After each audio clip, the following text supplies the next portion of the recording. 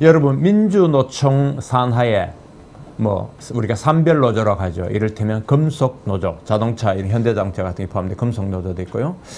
그리고 저희가 포함된, 뭐 저는 노조원이 아닙니다만 언론계가 포함된 언론노조, 뭐 금융노련해서 산별노조가 많습니다. 그런데 지금까지 그 산별노련에 들어가면요, 회사별로 개별 기업노조는 안 된다는 게 그 규약이었다고 합니다. 참 웃기죠. 그러니까 금속노련에 들어가면 현대자동차 노조는 별도는 안 되었다는 겁니다. 언노련에 들어가면 거기 언노련 노조가 되는 거지 환경 별도로 노조는 별도로 만들 수 없다는 그런 규약이 있었다고 하는데, 이 얘기를 제가 끄잡내는 거는 발레오 전장이라고요. 발레오 전장 경주에 있습니다. 전장, 전기장비, 말 그대로 자동차의 부품회사입니다. 프랑스 계통이죠. 프랑스 계열의 이 발레오 전장이 한때 잘 나갔는데 노조 때문에 중대 산해하는 회사였던데, 우리는 그 금속노조, 민주노총이 산별노조인 금속노조에서 벗어나고 싶다 했는데 안 된다고 했던 겁니다. 1심, 2심에서도 안 된다는 그걸 인정해 줬습니다. 그런데 19일 대법원 판결에서 아니다, 벗어날 수 있다 하는 판결이 났습니다. 그러니까 노조는 개별 노조든 회사 노조든 노조는 조합원이 떠나고 싶으면 떠날 수 있다 하는 판결이 나와서 대법원 판결이 1, 2심에 그 어떤 오류, 편견을 바로잡은 그런 사례라고 해야 되겠습니다. 주말이지만 이 기사를 크게 써서 이건 먼저 제가 읽어드리고 다른 기사로 넘어가겠습니다. 바로 일면 톱의 이 기사입니다. 산별노조 독주에 마침표 찍은 대법원 했습니다. 대법원이 조합원이 원하면 산별노조에서 탈퇴 가능하다. 지금까지는 그 규약으로 안 된다고 했지만 안 됐다고 했던 게 잘못이다. 이런 얘기입니다. 그래서 이 판결 이걸 가지고 금속노조 발레오 전장이 무려 5년간 투쟁을 했습니다. 이걸 가지고 뭐 서로 폭행이 벌어지고요. 그 테러 말도 못하죠. 발레오 전장이 노조가 이겼다는 기사인데 어쨌든 중요한 판결이라고 봅니다. 앞으로 산별노조 한번 들어갔다고 끝이 아니라 개별 노조를 갈 수 있다는 그런 얘기입니다. 환경 우리 사설도 이게 나가기도 했고요. 안에 기사도 오면에 있는데 제가 이따 오면 넘기면서 보도록 하겠습니다. 원달러 환율 급등, 정부 4년 만에 구두 개입. 구두 개입은 돈 말고 이제 기재부의 국장 그리고 한은 이런 데서 원화 가치 너무 오르는 거 안 된다.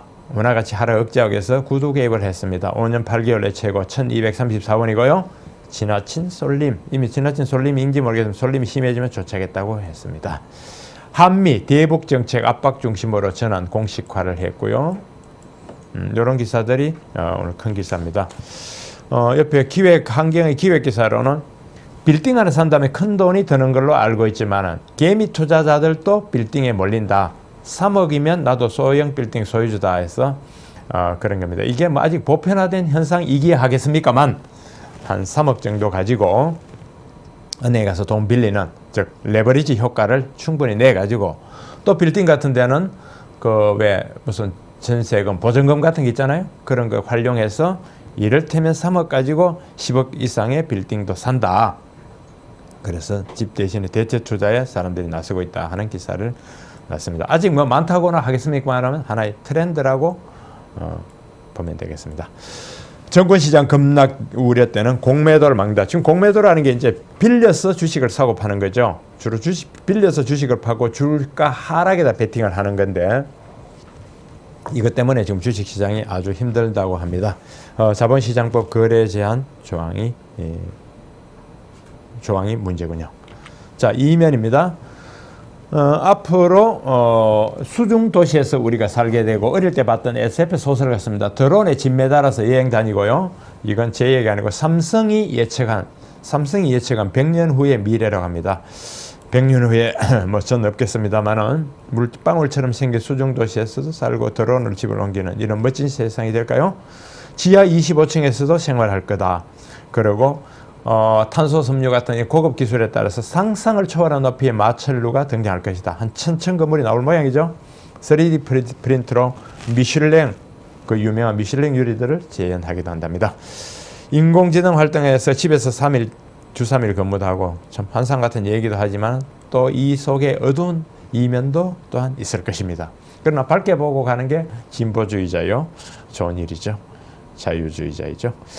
이기권 노동부 장관이 쓴소리. 정치권이 노동운동 진영 논리에 매몰되어 있다. 오랜만에 장관이 맞는 소리를 했네요. 그래서 그 진영 논리를 어떻게 깰 것인가가 고용부의 과제일 겁니다. 카카오톡으로 전기요금 낸다고 하네요. 카카오톡이 한정과 수납 청구 서비스를 한다고 합니다.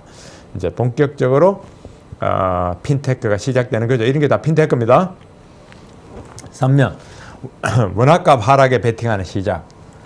지금도 원화가 이렇게 오르고 있는데도 쉽게 말해서 더 오를 것이라는 얘기입니다. 그러니까 돈 가치가 떨어지니까 더 올라서 달러당 지금 1200, 아까 34원인가 있는데 달러당 1300원 넘을 거라고 하네요. 그런 예측이 나온다는 겁니다. 아직 뭐 정해진 건 아니고 원달러 환율 5년 8개월 만에 최고치. 원화 가치가 자꾸 떨어지네요. 걱정입니다.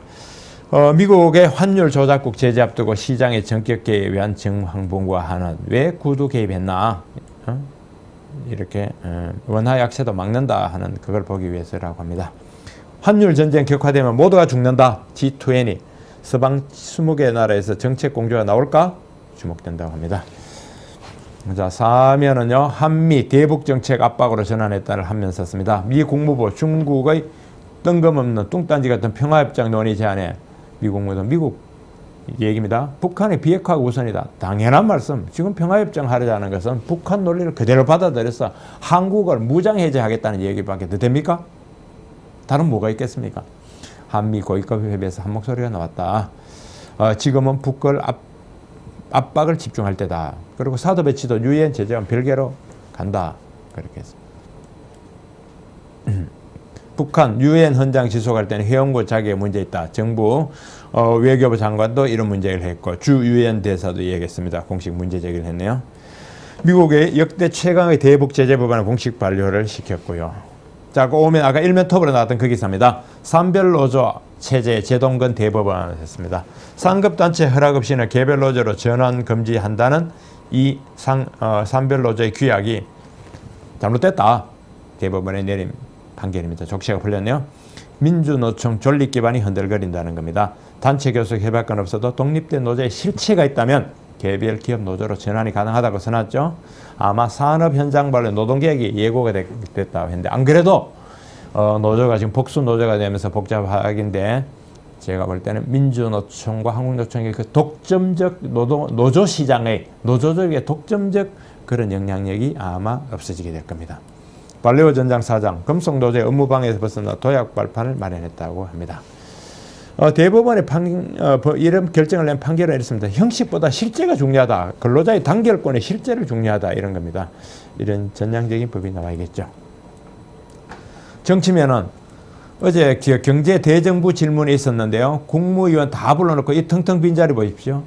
국회의원 300명가량 되는 국회의원이 의원이 30명 뿐이라고 합니다. 10%만이 여기 불러가 대정부 질의한다고. 나머지는 어디 갔겠습니까? 선거운동 한다고 지역구 다 가버렸겠죠. 본회의 정족수 모자라자 제발 출석해달라고 합니다. 지역 도로건설 등 선거용 질의하고 참 답답하네요. 개성공단 가동 중단 잘했다 55%, 잘못 33%, 거의 배 정도 높죠. 새누리 지지율 42%, 더민주 20%, 안철수당은 10% 이런 기사가 있네요. 국제면 보입시다. 세계 미술품 시장에 짙어지는 불황의 그림자. 미술품 시장도 불황에 들어갔답니다. 글로벌 경기 둔화에 중국이 그동안 미술품, 고미술품 이런 건 무지 샀죠. 그런데 신흥국들이 큰 손이 외면했다고 합니다. 경매 유입 자금은 줄어들고요. 유명한 작품도 안 나오고 있고 낙찰가는 예상 낙찰가 쭉쭉 떨어진다. 뭐 몇 천억짜리 천억대의 작품이 나오더니 많이 줄어들었다고 합니다. 애플 잠금 해제 거부 후폭풍. 요거는 이 기사입니다. 애플이 FBI가 요구한 잠금 해제 거부, 그 테러리스트 정보죠. 그걸 안 해준다 하니까 미 의회가 형사처벌 추진한다는 논란이 벌어지고 있습니다. IT업계는 입법 반대. 월마트도 35년 만에 매출이 감소됐다고 하네요. 아마존 온라인이 급부상되고 강달러 영향이라고 합니다. 교황과도 한판 뜨는 트럼프 교황이 되고 뭐라 쓰대요?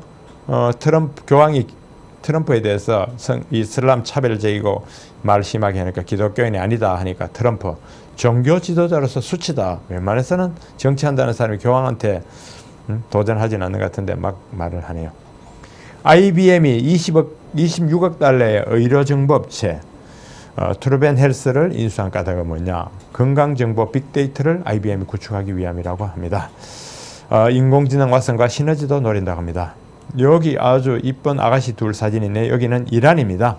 이란이 지금 제재가 해제되고 미국이 제재 해제되고 금수 조치, 석유 수출도 다 해제가 엠바고가 풀렸죠. 그래서 26일 첫 총선이 열린다고 하네요. 이란의 새로운 정치 그리고 총선의 문화는 어떻게 바뀔지 봐야겠네요. 네, 저 기사 중에 생각해 볼 거리는 글쎄요.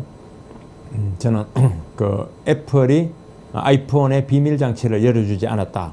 그렇게 한번 생각을 해볼 거리가 된다고 생각합니다.